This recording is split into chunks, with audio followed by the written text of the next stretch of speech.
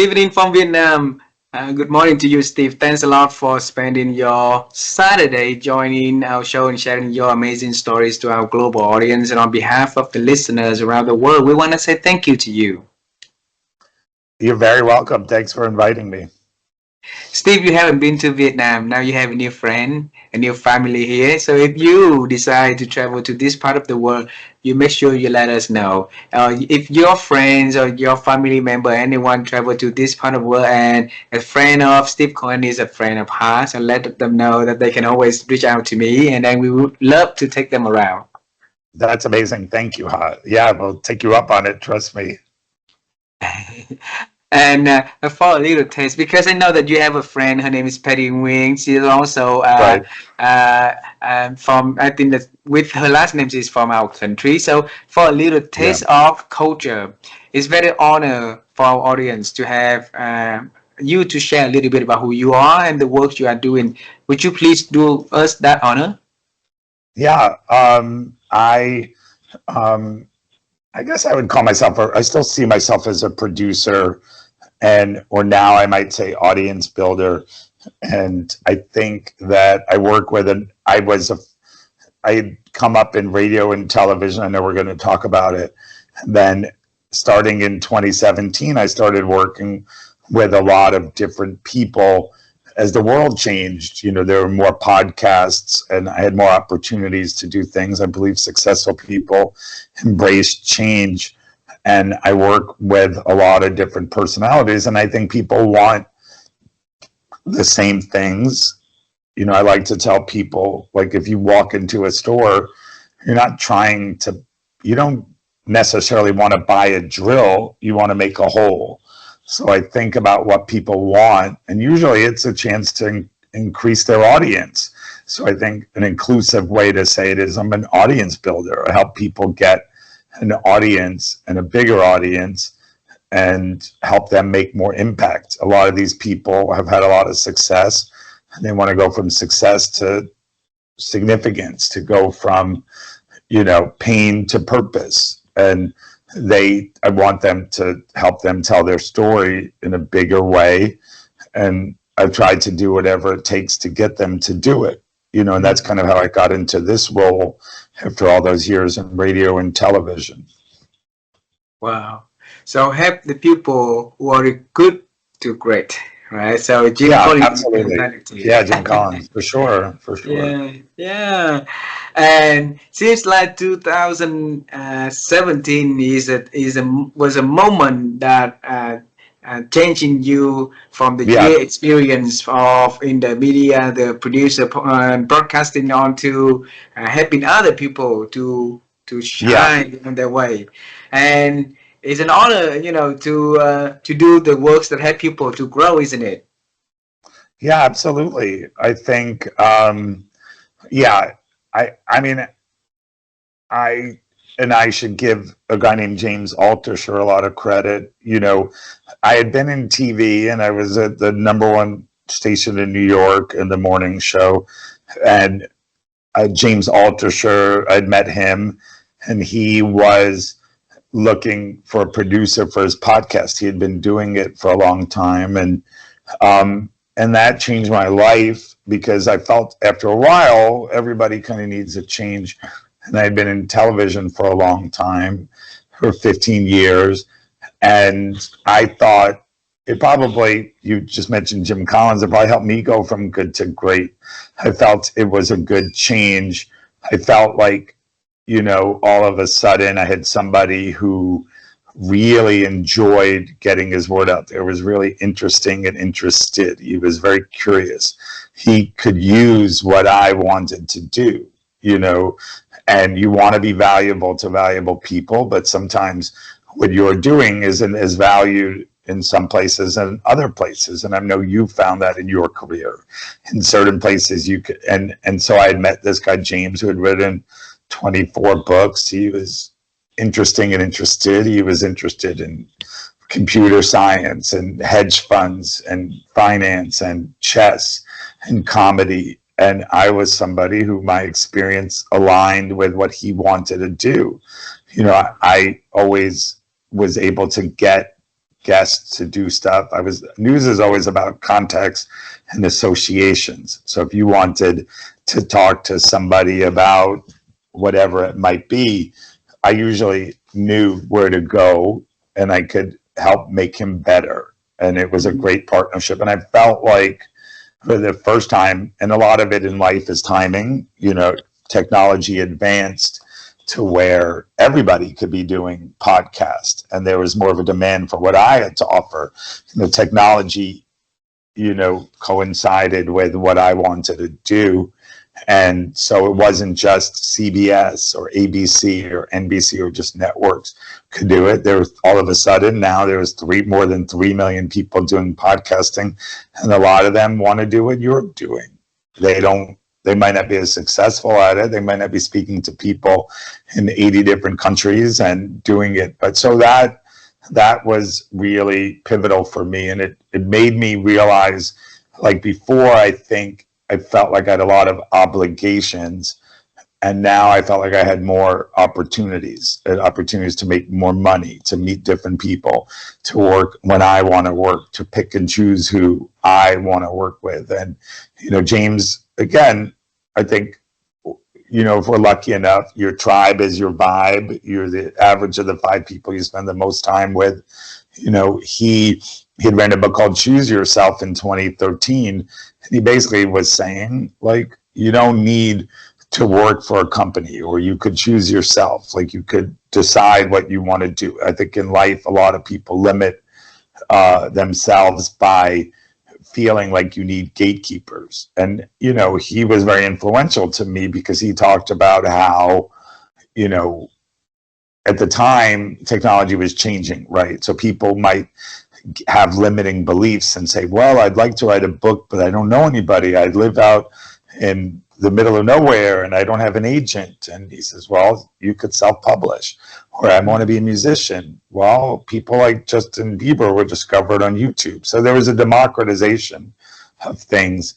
And again, I think successful people embrace change, and you figure out like how to do things. And you, like I've always said, you want to be valuable to valuable people. And I think it's not about my ego, it's about theirs. And I'm thinking about, well, how do I make him better? How do I get this brilliant person to connect with more people? And I think that opportunity, and I was nervous when I started because you're kind of like, how would my success in one area translate to another, or how would I be able to do it?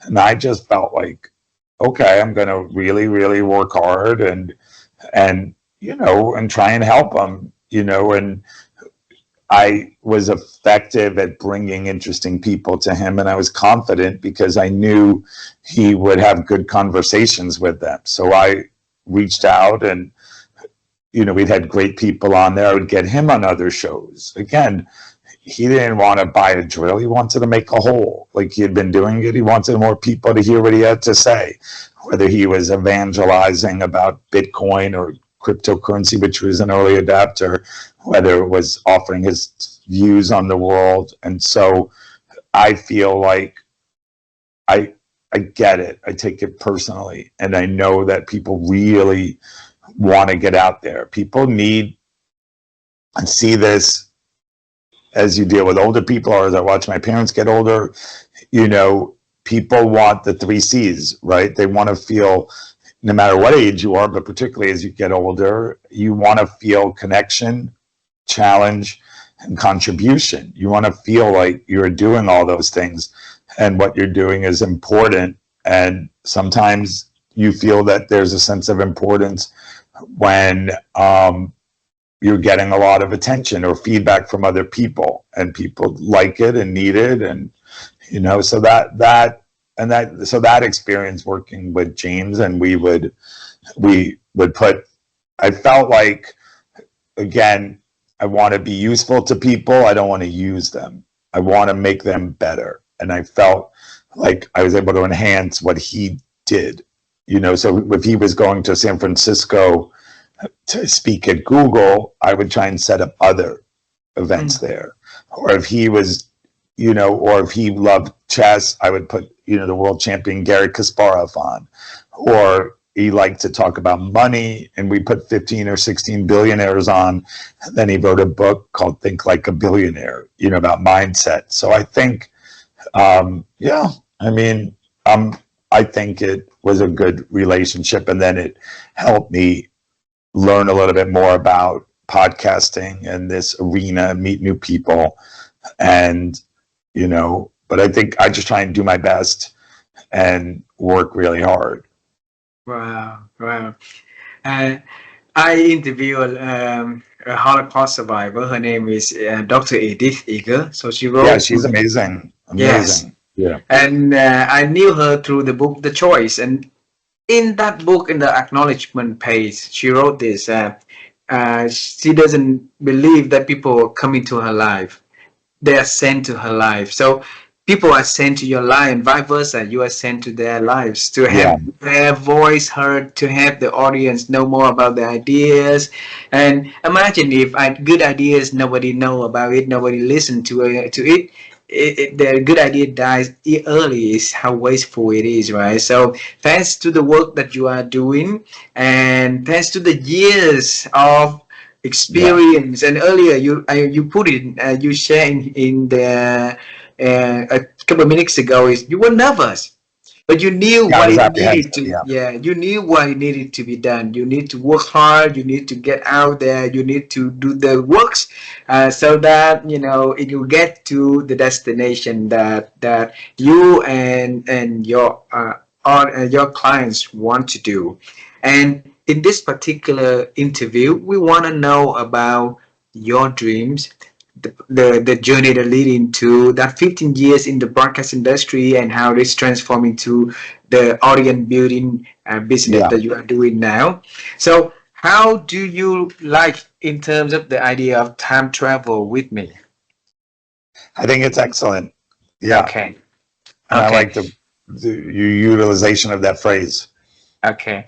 When I was little, Steve, I grew up in a very poor community in the central of Vietnam. So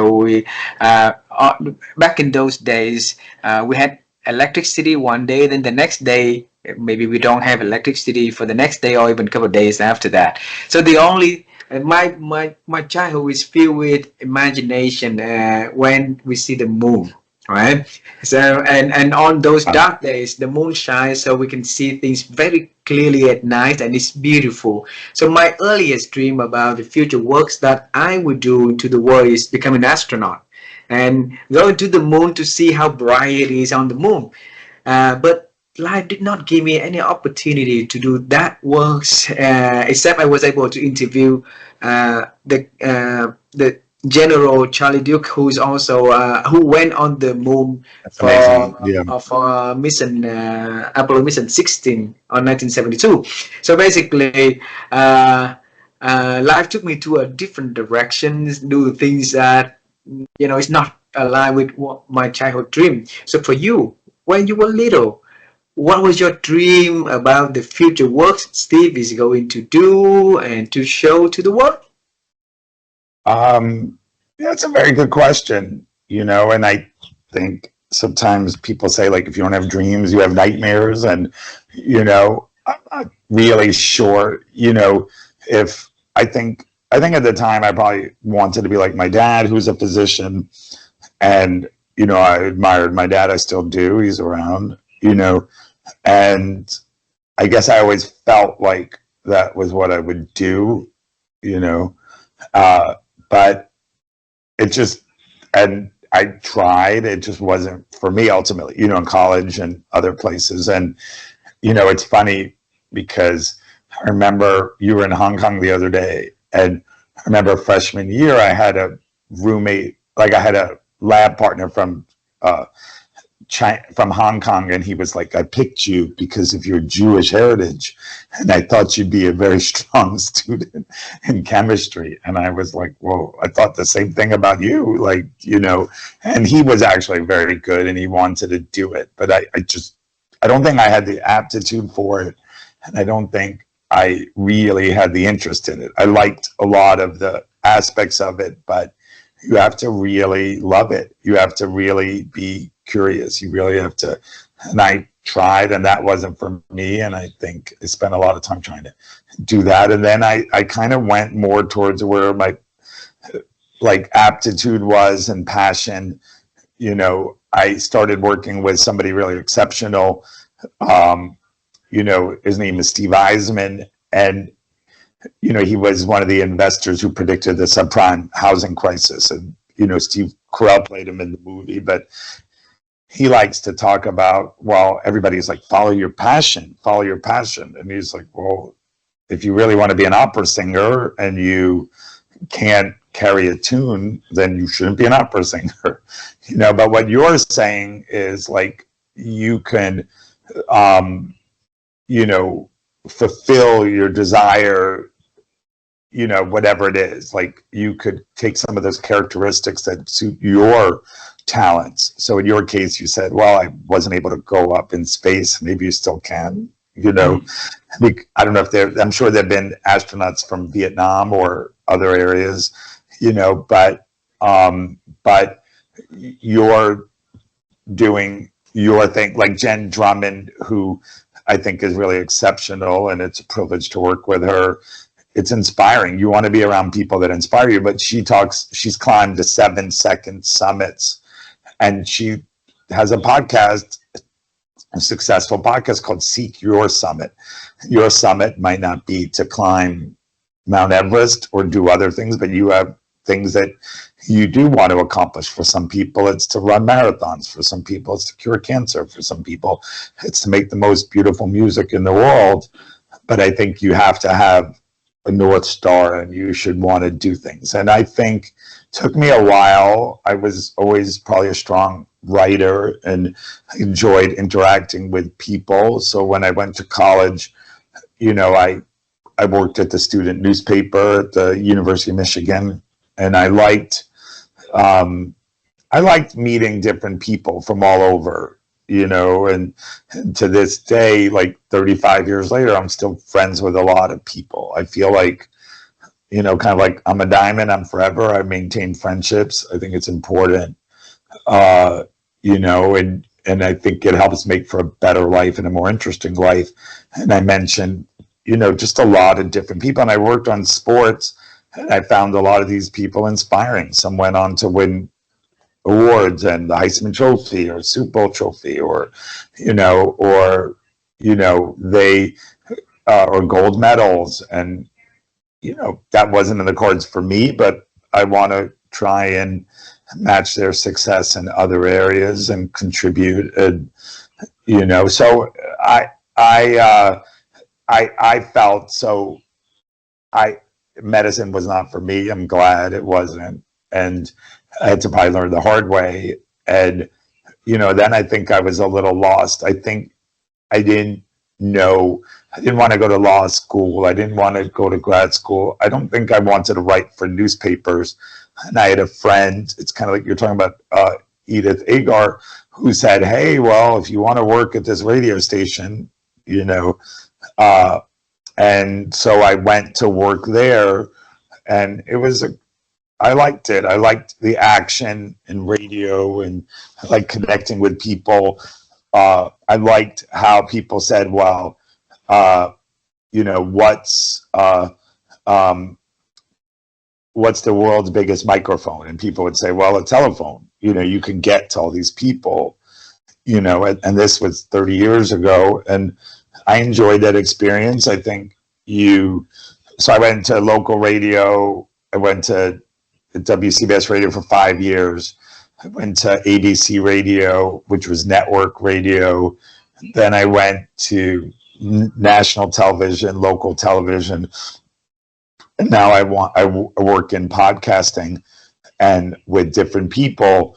And I think you bloom where you're planted, right? Wherever you go, you want to do the best you possibly can. I always found Martin Luther King, you know, kind of inspiring, where he would say, like, if you're going to sweep streets, sweep them like the best person who ever did it. You know, if you're going to, you know, like sweep streets like Michelangelo sculpted or Beethoven composed. And And I think that's something even to this day I try harder at, just focusing on doing your best, and just do your best, and really be honest with yourself and say, am I doing the best I possibly can? And if you can, then it's if you could say that, then I think good things will happen. Wow, wow. Yeah. So a friend of you invited you to the radio business. Yeah. Oh, okay. Well, I had gotten a master's in English, after and felt like I felt like that was something I wanted to do at the time, like learn like more formally. I didn't, and it was again more of, it probably was a delay tactic, but I felt like I was a little scattered in college. I was all over the place, and I felt like at the very least, I didn't feel like I needed to go to like a vocational school, like journalism school, because I had been doing it in college, and like I said, I wasn't interested in the law. I wasn't interested in other things, but I think that, you know, yeah, and I had, and yeah, and it's these, and I should acknowledge them. And it's funny, I had a friend who worked with me in college at the school paper named Phil Green. He was working there, and then he went to, he was going from local radio to work at ESPN. He was a big sports person. And we had a friend from college who became very successful. His name is Rich Eisen, who is like the face of the NFL, the National Football League, and worked at ESPN. And Phil said, hey, if you want to be a desk assistant, I'll recommend you.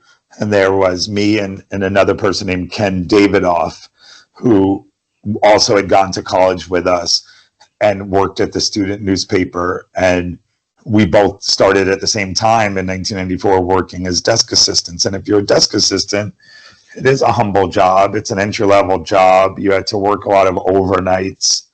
You had to, just work hard and hustle. And, you had to do a lot of tasks and take a little bit of abuse, and you had to work overnight, and you had to do things that perhaps you thought your education,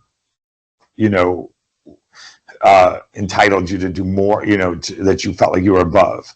And I felt like you did it. Like you'd have to strip carts, like, because you would play carts now, everything's digitized now, and you'd put them in and they could be commercials or news clips.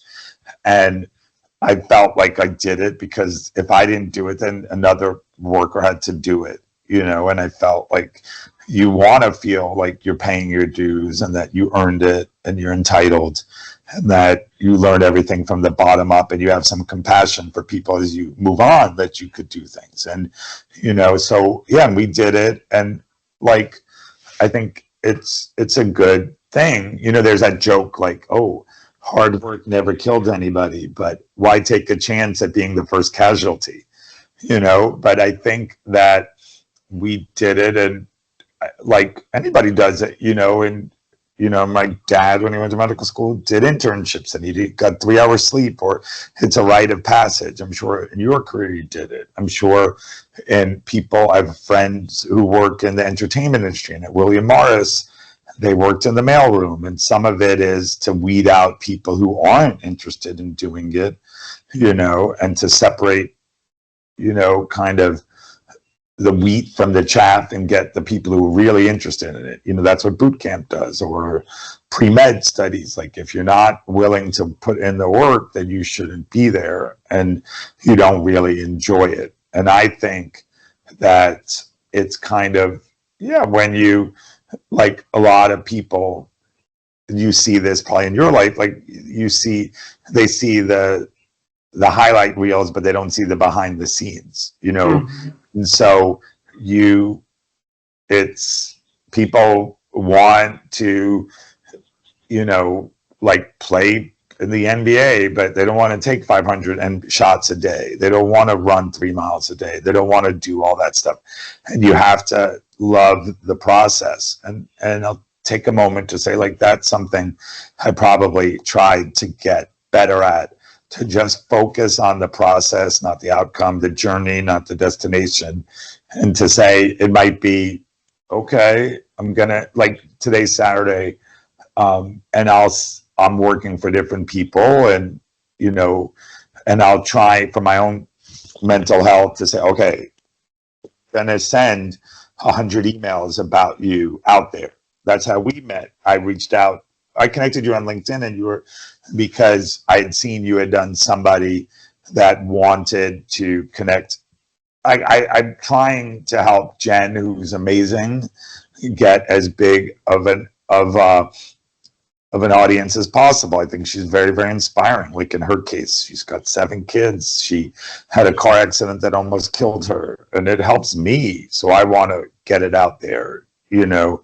And so, yeah, I think it's, you have to, so for me, it's kind of like, I can't, you know, that expression, like you can't control the wind, but you can control the size of your sails. Control what you can control, do the doable, outwork other people, and good things will happen. You know, it's like that expression, you know, if you put a plant in a jar, maybe it takes the shape of that jar. But if you put it in a room, maybe it takes the shape of the whole room.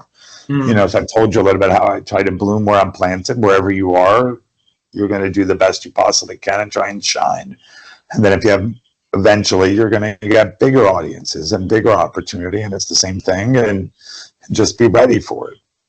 Wow. And the same fundamentals, like you just have to, you know, and for you, like, again, you've interviewed all these different people, 1,000 people, which is pretty amazing. And habits make monks. Like, it's how you do things. And it's kind of like, but if you reach out to 10 people, you'll do better than if you do 1. If you reach out to 100, you do better than if you do 10.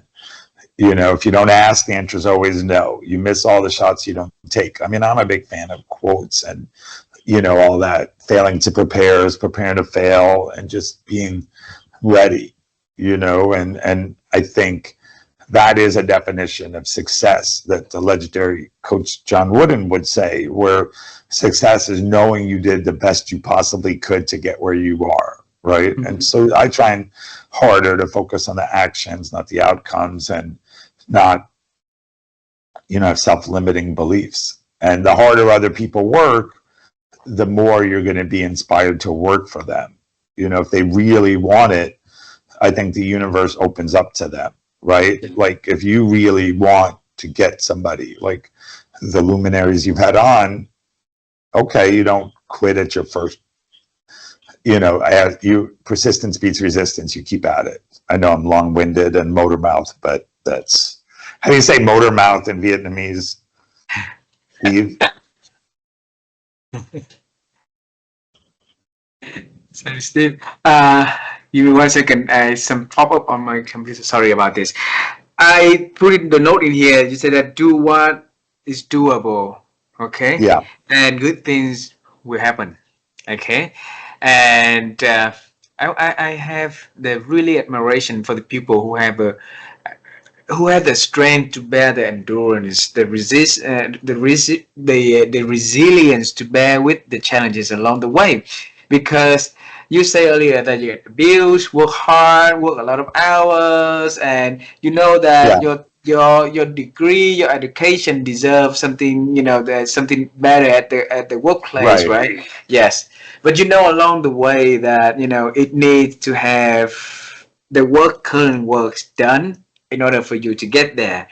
And sometimes a lot of people will give up because waiting for the result to come takes so long at the time. Yeah, 100%. Yes, and people give up a little bit early, and before they reap the benefit, before the bloom, before they get the bloom where the tree planted, right? So, yes. how did you, or what did you do every single day back then during, you know, or when you have a challenge or something that come into your mind that might derail you from continue the journey, and or just to give up, you know? Yeah, I mean, I think that I remember reading a book called, by Dennis Watley, called The Psychology of Winning. Mm, And he talked about successful people focus on the flowers, not the weeds. And you focus on positivity and understand like certain things are a means to an end. And I'm not saying I'm always successful at it. I'm human, and you either feel sorry for yourself or you resent other people or you feel like you deserve more. But I think that over time, I think life teaches you lessons. And but I felt like I liked it. So like for me, I enjoyed it. So like if you think of like certain things you do probably would seem like work to other people, but you really enjoy it. And what some people really love math, or they love, you know, or they love working out, or they, or they love bodybuilding, and other people, it's a real chore. And uh, I think I enjoyed it. Like I was curious. Like look at the best students in the world. They're very, very curious. It's kind of like people talk about how nobody ever won the Nobel Prize by not having a lot of passion, right? Like you have to love what you're doing, and you have to focus on why you're doing it and feel like you have a purpose that can make a difference. But I think I liked it. I had confidence. I enjoyed interacting with other people. I enjoyed being around big news stories. Um, I liked meeting exceptional people. Um, yeah, I mean, I like connecting people. I think that's something that, people who are effective in doing what I'm doing, have an idea, like they'll have a list, they'll be methodical, and they'll say, well, I know you love chess, for example, James. How about speaking to the world's greatest chess person? Oh my God, I would love to do that. Or you love like this particular actor, and they're going to do well because they're very, very interested in it. So I enjoy that aspect of it, of connecting people and making connections, both personally and for myself and for others. That's why I was intrigued to meet you. Like there's a lot of possibility in this world. Like, oh, I've never been to Vietnam. It's interesting to meet somebody there who had a different experience. And so yeah, I mean, and so it's and it right, like a journey of 1,000 steps takes what starts with one step, so you have to just ask. And I always like that. I remember reading like an article about this very successful person, and he said, well, my dad always told me, if you don't ask, the answer is always no, right? And I have a friend who actually, is very, very successful, and he would, and it's funny because he would always kind of joke when he was single and we would see a woman and he would say, like kind of joking, and he would say, take a chance. Columbus took a chance, and he said it humorously, but I do think there is something there, right? Like if you always do what you always did, you always get what you always got. And I think people sometimes talk themselves out of situations. They don't ask out the attractive person. They don't pursue this job, or they kind of talk themselves out of it. And I think sometimes there's a paralysis of analysis. Like I was watching the TV show Suits the other day, and somebody was talking about how they talk about the car jack story. Like a jack is something you use to kind of pump up your tire, and they talk about how this story about this guy, and he was driving his car, and then all of a sudden his tire broke, or his tire like went flat, and he needed to get a jack, and so he had to walk over to like a stranger's house to do it. And in his mind he kept saying, well, like, okay, what if he doesn't have a jack? Like, what if he robs me? What if he says no, like what, and then the guy walks like 2 miles and walks up to the door and he goes, you know what? Keep your jack. I don't want it. And we talk ourselves out of things. And I thought that was a good kind of story that helped talk about how, we let fear get in our way. And I'm, as you could see, I'm a big fan of quotes. And I heard the other day somebody say on Jen's podcast where it's saying, like, it'll be okay in the end. And if it's not okay, it's not the end, and I think, and I'm a big, like, things work out best for those who make the best of the way things work out.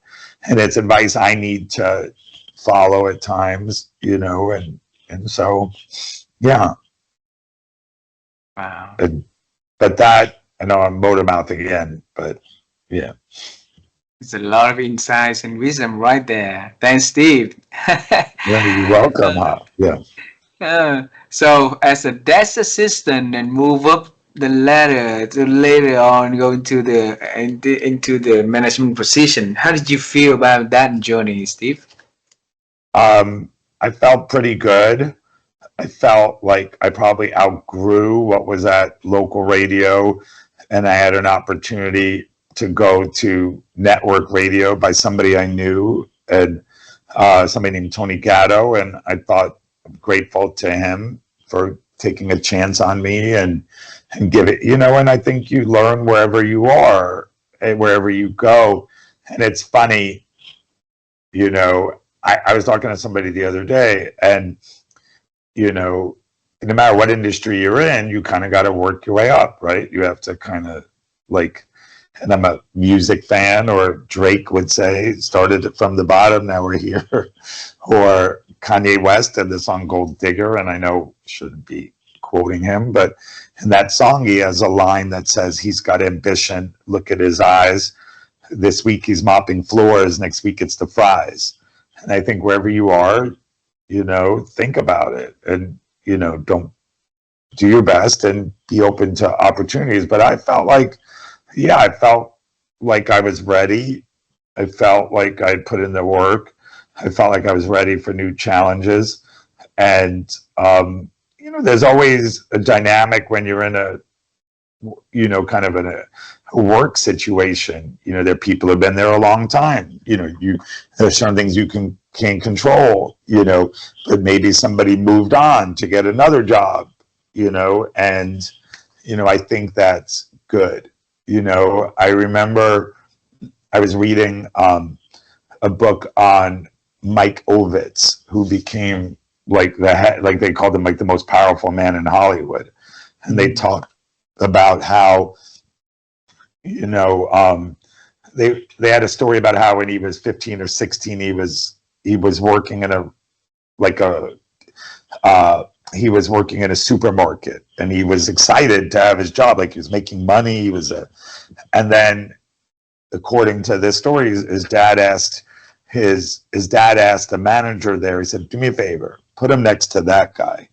He said, why? He goes, because my son thinks this is an amazing job, and this guy is 25 years old doing that job. So I want him to not be too complacent and to think like there's bigger out there. So I think you have to have a degree of vision, and, and to think like, okay, why am I doing this? And that's a version of, like, focus on the flowers, not the weeds.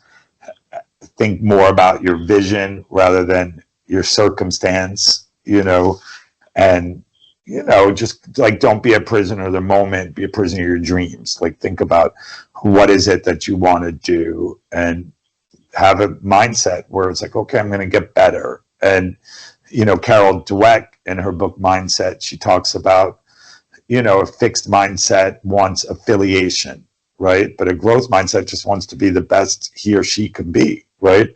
And if you focus on just doing your best, I think good things will happen. Wow. Yep. Yeah. So, Steve, when Phil and Phil Green and Rich Eisen introduced you onto the radio business, right? Yeah. And you studied as the desk assistant. So, yeah, what was your vision about that role you are doing the works, your position in the industry in the future? Okay.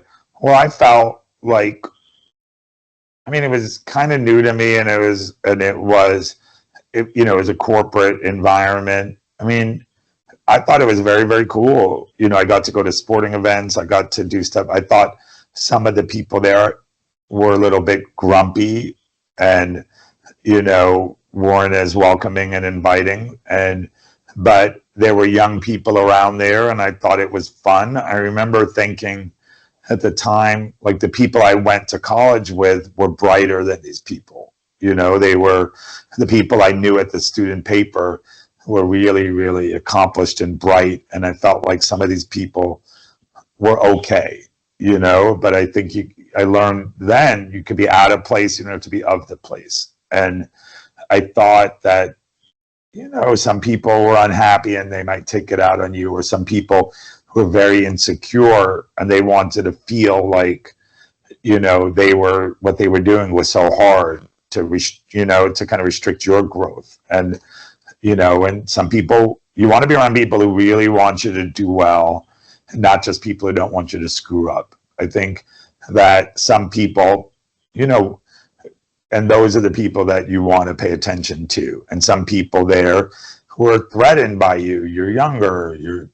you're more ambitious, and I respected everybody. I mean, I did, and I still do, and I enjoyed it, and I focused on the positives of it. But I felt like, yeah, I remember reading books on journalism and broadcasting, or I looked at success of people who really became presidents of the news division or did other stuff.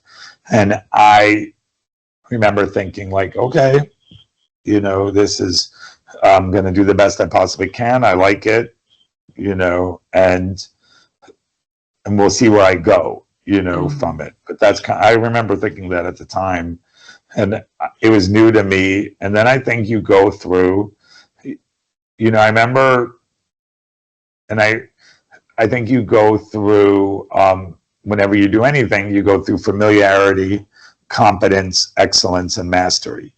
And then I kind of got effective at it and put my head down and did it. And then I think one thing that was interesting was on 9/11, September 11th. So I was at WCBS Radio, then I went to ABC Radio, and I thought that was a nice experience. I had a managerial position. I think, it was cool. You got to go to national events. You had a lot of different stations over there, and it was a learning curve for me because I never had supervised people before, and I think people are naturally resentful if somebody's new comes in, or they seem younger, or they don't know things. And but I will tell you, and I was ready. I think I was always ready to go into TV. And then on September 11th, I had an interview with Good Morning America, and I'm sitting in my office and I'm watching Good Morning America because I wanted, when I spoke to their executive producer, a woman named Shelley Ross, I wanted to go in and be ready. And I was watching it, and I still remember it. And then at like 8:50 that morning, or 8:40, or like these planes, one plane went into the World Trade Center. And then I knew I had to work and help start our coverage with it nationally with all these correspondents. But I remember thinking, maybe it's an accident. Is it a national story? Or do we break in? And then the second one happened. But, and I think, yeah, I mean, that was an interesting story, and it changed the world.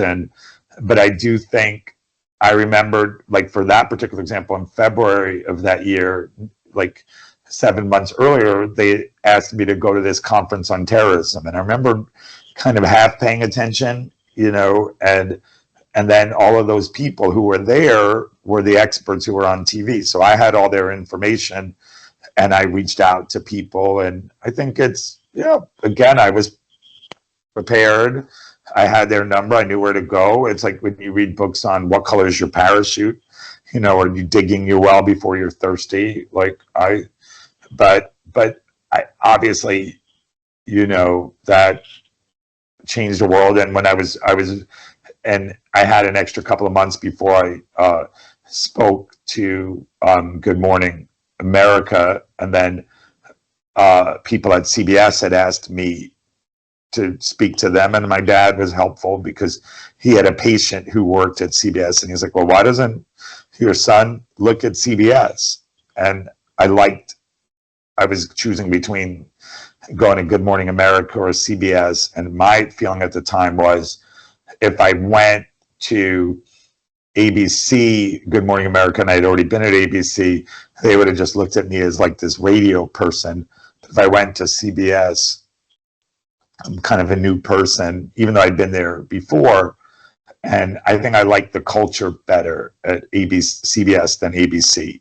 Like, I think, at least what I knew of it, you know, I thought ABC was more glamorous, and CBS was kind of more like ink-stained wretches and just people like who really like news or wanted to do things. So I stayed there 10 years, and then, you know, I left, and, you know, I went to local TV, which I thought was an adjustment for me because I felt like the people there weren't as passionate about it, you know, and they were, you know, getting paid by the hour. They were union workers. There was a lot of bitterness, and I didn't think collectively they had a big vision for it. You know, when you, like in TV, it was like, we want to be number one. We want to beat the other people. We will stay up all night to do it.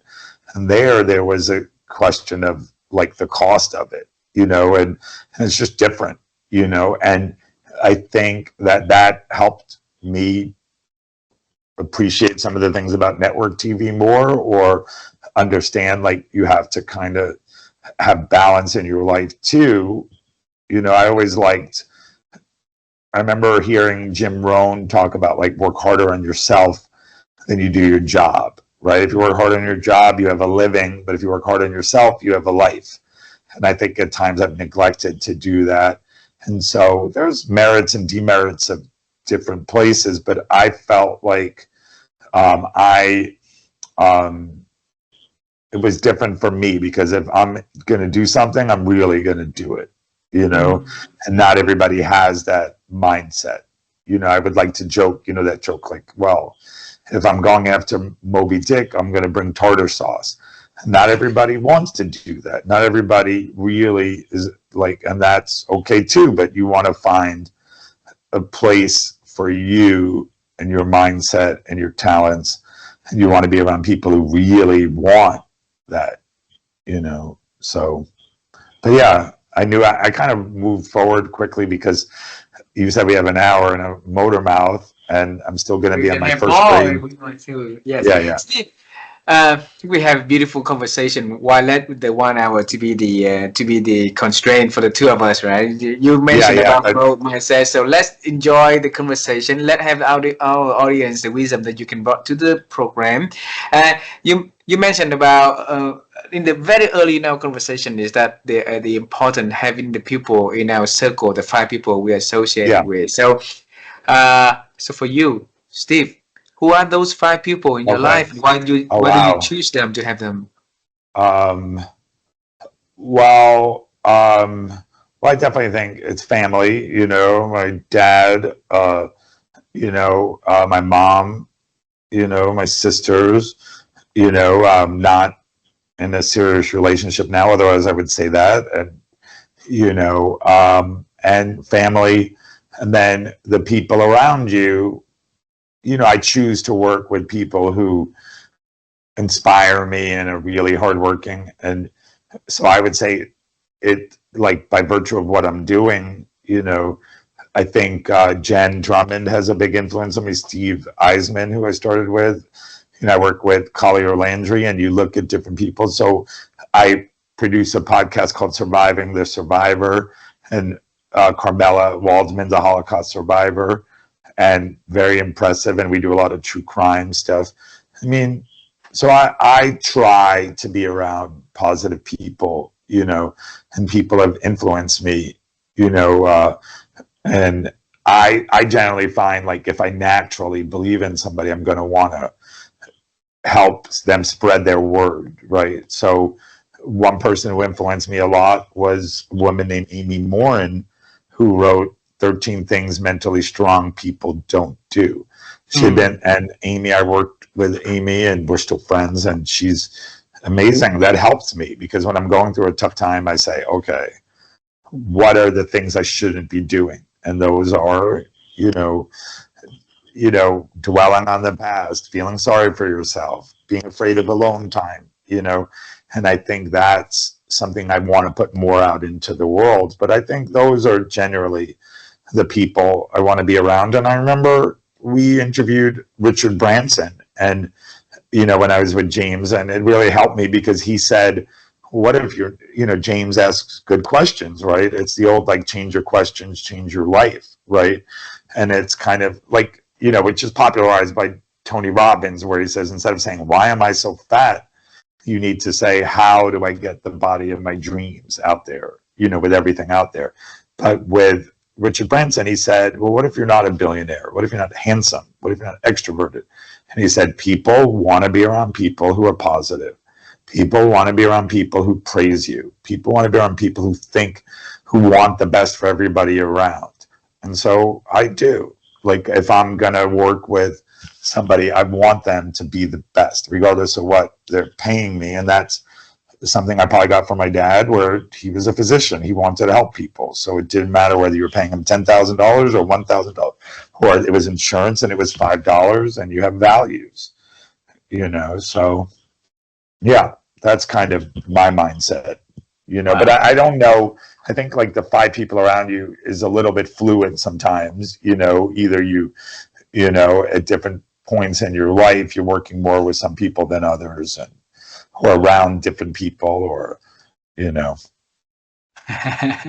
So, like your friend James asking Richard Branson a different kind of question, I'd like to ask you also. So, if you're not getting to the radio business at the beginning, right? So, how would your life turn out to be, Steve? I'm sorry, what's the question again? The question was, if you did not go into the radio industry. Interesting. Like, that's a very good question. I'm honestly not sure. My dad also wonders about that. Like, if he didn't get into medical school, what would have happened? I mean, I imagine I would have gotten some job in media and just taken a different path, because I do think that were where my interests lied. I remember at the time I was looking for comedy job, like, to get started in there. I remember Conan O'Brien was starting his show around that time when I was getting out of school, and I thought I could write comedy and make people laugh. But I think that I found, like, the right thing happened, and then it's up to us to keep at it. It's like, you have to maintain it, and you have to work, and there's a lot of people out there working hard, and yeah. Wow. But I think it's a good question. I never really thought about that, and maybe sometimes, like, it would have taken me more time to find what that is. I might have been aimless. Like, some people find it and, like, wow, where was this? And it was like it could be a new industry opened up, and, like, oh my God, this was meant for me, and it never was around before until the technology came. And so I think I am where I should be, and then it's up to me to make the most of it. You have the mentality, the attitude, the willingness to do the work. You have everything's right. So whatever that you decided back then, if it's not in the media field, I believe it's still getting Yeah. you to Thank you. success. Yeah. Thank you. Two last questions for this conversation. Okay. You mentioned one thing. That one word is repeatedly in this conversation. Do you know what word is that? Is it passion or no? No, I'm not sure. Okay. Motor mouth? And no, you mentioned that word only 3 times. But you mentioned the word I think. Oh, You mentioned interesting. about that Yeah. many, many times. Okay. And my wife and I, we've been on the quest to help people to improve their ability to think, just like you help in your audience to build better Yeah. stories, to get their, more audience for them, right? So we believe that our thinking capabilities today has been diminishing because so many noises out there, so many factors that blocking us to think better. Okay, and for that reason, for every conversation that we are having, we always ask this question. I want to ask you also, Steve, how have you been growing your ability to think over the years? Um, and I think that, oh, see, you're right. You are right. Yeah, Yeah. see. Um, I I try, it was always hard for me, like, to take criticism, it's like that expression, like, if I'm afraid to be rubbed, how am I going to be polished? And you have to be willing to hear it. Um, I try to listen to other people, I try to see things from a different perspective. I try and um, learn from failures rather than dwell on them. I'm not always good at it. Um, but yeah, I think you're right. I do say I think a lot, and um, I it's funny because today, you know, the Wall Street Journal had an article on Daniel Kahneman. When he died at 90, and he chose to. This guy Jason Zweig wrote a really good article. He's famous for winning the Nobel Prize, and he wrote "Thinking Fast and Slow: How do you make decisions?" And just today, Jason Zweig was saying that Kahneman famously said, "I could change my mind if I'm wrong. I don't have to keep my same patterns, right? Like, you have to learn how to recognize when you're wrong and move away from stuff that doesn't serve you." And I probably uh, have had a hard time doing that, but uh, you know, I said earlier, if you always do what you always did, you always get what you always got, and you have to change if you want different results. And so I've tried to think about what I'm doing, and is it helping me? Is it getting me where I want to go? Am I even defining where I want to go? It's hard to hit a target you're not aiming at, and so I think it's important to set a little bit of goals and to be disciplined. So I think I'm changing a lot of times on the way I've seen things or seen people, and whether or not like you're too trusting of people, or you're doing things that are easy rather than hard, where you think that your success is based on softer things like other people or what they're doing rather than the fact we all have to change our fate. Wow. And like Steve Jobs said, you only can connect the dots backward, right? So Yeah, yeah, you do exactly. everything every day, and then one day you look back and you see everything you do have the Yeah, reason for it, the meanings for it, right? So yeah. try to do everything right at your best, and that's it. So the last question, and I want to travel time with you one more time in this conversation, okay? Uh, that definitely the moment that you face with big challenge, doubtings, a lot of voice inside of your heads about why you're doing what you're doing when you were, working overtime Yeah. and moving the up the ladder. And I want you now travel with me and then meeting you back then 17, 18 years ago and have the word about the future works that you are going to have, you are going to do. Uh, Talk to that young Steve. So Oh, what wow. is the one thing that you're going to tell him, or what is the thing that you are going to tell him? Oh, wow. That's a very good question. I mean, it's like a note to your younger self. I mean, and it's Yeah. kind of like I probably would advise myself, you know, I guess to just be kinder to yourself and just to kind of uh, try and recognize, what Jim Rohn said, or focus more on myself than, you know, work harder on myself than I do my job. I think I always was very anxious and a people pleaser. And, it's all when people say now where, on your deathbed, nobody says, hey, I wish I worked more, and I had a hard time compartmentalizing. I had a hard time, I still do, where if one thing is bad that happens, I let it permeate everywhere else. And I think it's kind of the old, like, okay, like you're always going to have challenges, there are always going to be tough situations. Learn how to focus on the flowers rather than the weeds. And I think we preach what we need, right? Jane, I thought was very bright, and he would say, if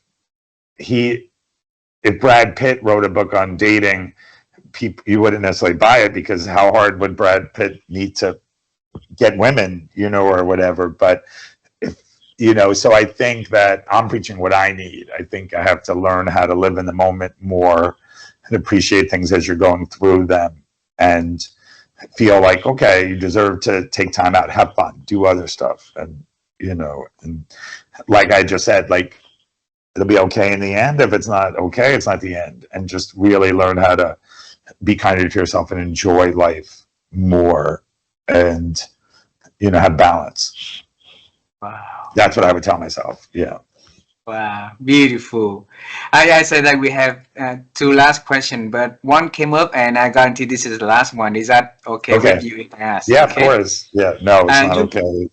You mentioned about Daniel Kahneman, and we worked 2 years to have him onto the program. Oh, wow. Last Amazing. March. Yeah. Yes. Say hi to your wife, by the way. Yeah. Yeah. Go ahead.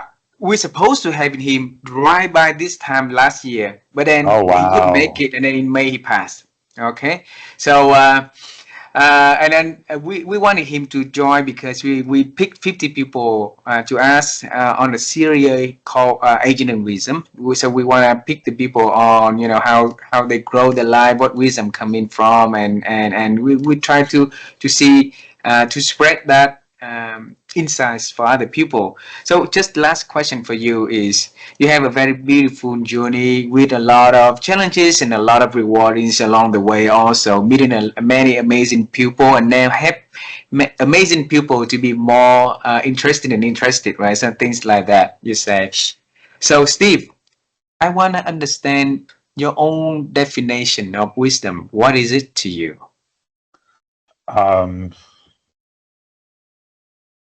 That's I think I think again. No, but I think it's good. When I work with people, I ask them to explain things simply, right? Mm-hmm. Like, that's the old Einstein line, like, if you can't explain it simply, you don't understand it well enough. I think wisdom is knowing the most. It depends on which application, but I think, what do we want from life? Like, it depends on what you want from life. Like, if you want to feel fulfilled and happy, these are the people that you should shoot to be around, and that's, I think, how to lead a life, like what makes you feel fulfilled, or if you're God-fearing, or, so I think those are the people who, provide wisdom, and, just how do you feel better about things? How do you feel healthier? And those are the people who I think have wisdom. That's what we all are seeking, right? Like, we're looking for something. There's a value proposition. When you're looking for something, you're thinking of, the things that people want to do as they move forward, what they want. And it could be to make more money, but it could be to live longer, to feel healthier, but yeah. And I think sometimes we think we know what we want, but we don't really want it. Like, people think that if they have money, they're going to be happy, but what they really want to do is just be happy. You might have been happier 30 years ago in that village in Vietnam, and, doing what you were doing, than you were when you were COO of a company, Wow. Steve, such a wonderful conversation, my friend. I'm excited. I have a new friend now. Yeah. One friend. Yes. Total. We're getting better two strangers become friends, right? And That's, then yeah, become and exactly. spread This was goodness. Yeah, yeah. yeah. So Steve, have a wonderful weekend. You Say do hello to too, and your family keep in first, touch. please. Keep in KIT, keep in touch. touch, my friend. Yes. And say And hi to all my friends in Vietnam, my new friends. yeah, Okay. absolutely. You have a beautiful day. Say Well, I'll hello tell to you, I your should tell friends. you something Yes. funny. Like, so when I was at CBS, we had the actor John Cleese on, you know, and he was John Cleese was in the movie A Fish Called Wanda, and like there was an actor who kept like making fun of the British people, and then John Cleese was doing his American impression, and he was saying like he was going back and forth, and he was saying, "You got your ass kicked in Vietnam." you know and I remember making fun of Americans, and I asked him to say it because I just thought it was just funny, like and now I'm got to look up the actor, the American actor who I should know, but it was uh, Kevin Kline played Ah. this American who was kind of dim-witted, and he was just he's a character, and he just and he was making fun of like John Cleese's British accent, and then again he John Cleese's character goes, "You got your ass." I don't know why I'm ending with it, but I just thought it was funny. Anyway, thanks a million, and Thank you very much. yeah, I look forward to our next conversation. Thank you.